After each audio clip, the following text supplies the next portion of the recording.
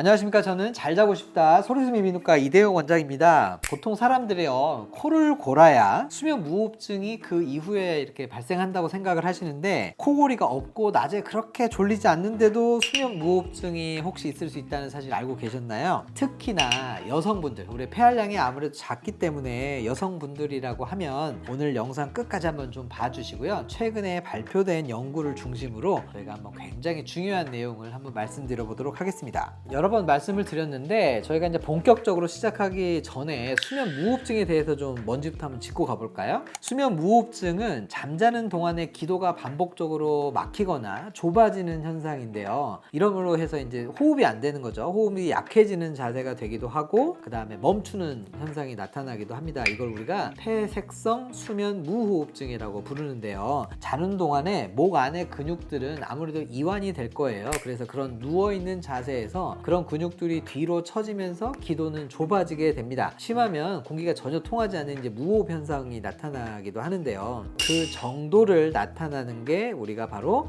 수면 무호흡 저호흡 지수, 즉 AHI라고 표시를 하고 있습니다. 보통은 시간당 5 미만이면 정상이라고 합니다. 즉 4.9까지가 정상이고요. 5부터 15까지를 경증의 수면 무호흡증, 15에서 30까지를 중등도, 30이 넘어가는 사람을 중증증, 조금 더 세분을 해보면 시간당 60회, 즉 1분에 한 번 이상 10초 이상 숨이 끊기는 사람을 중증증으로 분류를 하기도 합니다. 흔히 알려진 증상은 코골이가 가장 흔하고요. 자다가 숨이 막히는 느낌, 낮 동안의 졸림 증상들이 좀 심한 것으로 되어 있고요. 오늘 소개할 연구는 흔히 알려진 증상만으로는 불충분하다는 얘기를 제가 해드리고 싶습니다. 이번 달 6월 14일에서 17일 사이에 메릴랜드 주의 볼티모어에서 열린 슬립 2026이라고 하는 학술대회가 있었습니다. 아주 큰 학회죠. 미국 AASM이라고 알려져 있는 미국 수면의학회와 SRS로 알려져 있는 수면연구회가 함께 주최하는 아주 큰 학회입니다. 수면의학 연구 분야에서 가장 권위 있는 학술대회 중에 하나라고 알려져 있고요. 미국 피츠버그 대학 연구팀에서 발표한 내용인데, 양압기 치료를 막 시작하는 중등도에서 중증 사이에 수면 무호흡증 환자 500명을 대상으로 연구를 했습니다. 이 중에 한 40% 정도를 여성으로 선택을 했고요. 연구팀에서는 설문조사와 수면 관찰을 통해서 이분들의 증상과 수면 상태를 자세하게 평가한 것으로 보고하고 있습니다. 먼저 이 논문에서 밝히고 있는 객관적인 지표를 보면요, 시간당 수면 무호흡 저호흡 지수 AHI는 여성의 경우에는 시간당 평균 36번, 그리고 남성의 경우에는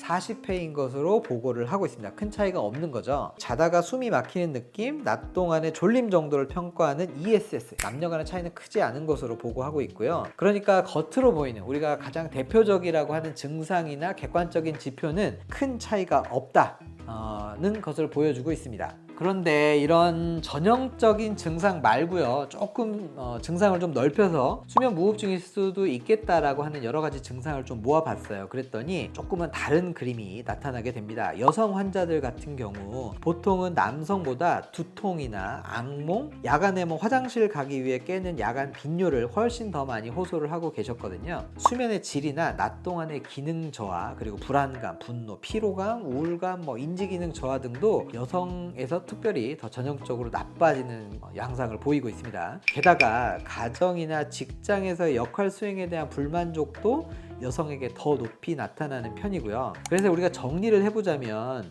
검사 결과상 심각도는 비슷한데 수면 무호흡 저호흡 지수를 얘기를 하는 거겠죠. 근데 실제 환자가 느끼는 고통이나 삶의 질의 저하는 여성 쪽에 좀 크게 나타나는 것으로 되어 있습니다. 이 연구 자체가 왜 이런 차이가 생기느냐에 대한 원인 분석까지는 밝히고 있지는 않는데요. 의학적으로 알려진 몇 가지 가능성으로 짚어볼 수 있는 게, 첫 번째는 에스트로겐이나 프로게스테론이 기도 근육의 긴장도나 그리고 수면 구조에 영향을 미치게 되는데, 폐경 전후로 해가지고 이 균형이 많이 깨지는 것으로 되어 있거든요. 그러면서 이런 양상들이 나타난다고 예상해 볼 수가 있고요.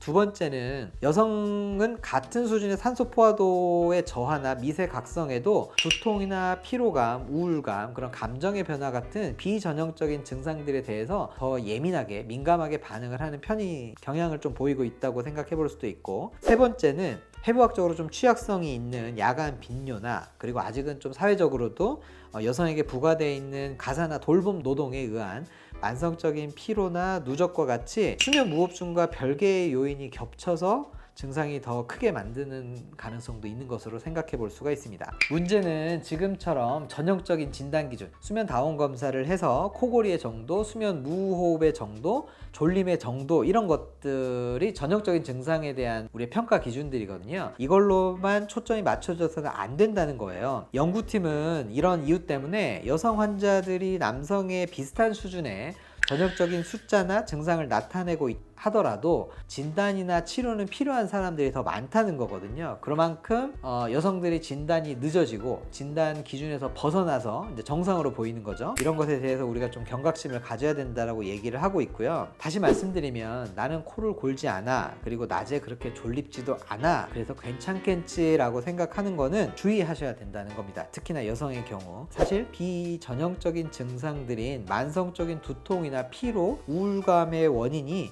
수면 무호흡증일 수도 있다는 것을 우리가 반드시 생각을 해봐야 되는 건데요. 사실은 조금만 우리가 더 생각을 해보면 수면 무호흡증이라는 병은 수면의 질을 떨어뜨리는 병이거든요. 그러다 보니 내가 평상시에도 건강한 사람도 수면을 잘 못했을 때, 질이 떨어지는 수면을 했을 때 내가 어떤 증상들이 나타날까라는 것을 한번 고민을 해보면 아주 광범위한 넓은 범위의 증상들을 수면 무호흡증의 증상으로 우리가 포함시킬 수도 있고요. 그 증상들을 우리가 중점으로 생각을 해보면 수면 무호흡 저흡 지수가 조금 부족하더라도 여성의 경우에는 수면 무호흡증을 진단하는 기준을 좀 넓혀야 되지 않을까, 개인적으로는 그렇게 생각을 해보기도 합니다. 이 논문을 읽어보고 이제 환자들께 좀 권해드리고 싶은 내용이 있거든요. 코골이나 주간 졸음이 없다고 하더라도 원인을 알 수 없는 만성 피로 증상이나 반복되는 두통, 그리고 잦은 악몽, 그리고 화장실을 자주 가야 되는 빈뇨 같은 증상이 있거나 혹은 우울하다, 예민한 기분이 계속된다고 하면 수면 전문의 한번 상담을 해보시는 길 권해드리고 싶습니다. 이게 불면증일 수도 있고요.